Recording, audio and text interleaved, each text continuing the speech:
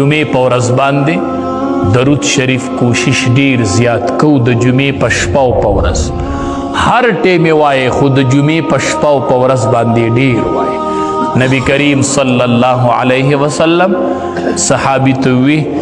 ما باندې درود وایي او د جمعې په شپه او په ورځ ډیر وایي صحابي راغی نبی کریم صلی الله علیه وسلم ته فرمایي د الله حبیبه چې تاسو وفات شئ بیا به موږ درود وایو د جمعې په ورځ او په شپه نو ستاسو دا وجود مبارک په قبر کې زوړ شوی نه ریزه ریزه شوی به نه د الله حبیبه چې موږ درود وایو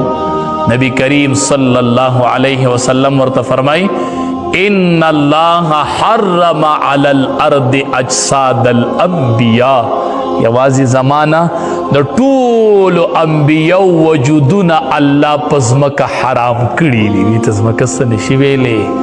دا د انبیاء وجودونه دي ته ځمکې څه نشي ویلی ما باندې درود وایې د جمعې په شپه او په ورځ ډېر وایې حدیث مبارک کې راځي نبی کریم صلی الله علیه وسلم وفرمایل وی پوزه دې په خاورو کې ککړه شي د هغې سړي چې هغه زما نوم واوري هغه ونوایي چې صلی الله علیه وسلم وی د ده دې پوزه په خاورو کې ککړه شي بل روایت کې راځي وی بخیل سړی پیژنئ شوم سړی پیژنئ صحابه ورته وایي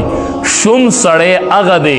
چې د هغه په مخ کې زما نوم واغستلی شي او دی په ما باندې درود شریف ونوایي دا شوم دی شوم دا بخیل دی بخیل چې ما باندې دی درود شریف نه وایي او درود وایي مونږ چې درود وایو نو څه وایو اللهم صل علی محمد ډیر خوږ نوم دی صلی الله علیه وسلم دا نوم ډیر خوند کوي اللهم صل علی محمد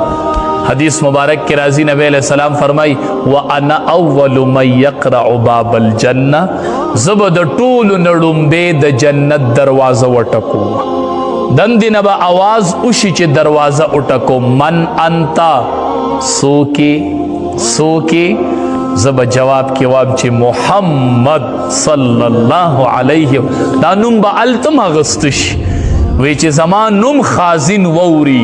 چې د محمد نوم په خازن ولګي خازن بوای ما تم د دې خبرې حکم شوی چې د ټولو نه لومبې به د جنت دروازه درته کولاوی نو اللهم صل علی محمد دا هغه محمد نوم دی چې جنت خازن باندې به لومبې لګي چې محمد صلی الله علیه وسلم نو د درود شریف ډیر اهتمام کو ډیر زیات څومره کېدلی شي بچو باندې خپله کورونو کې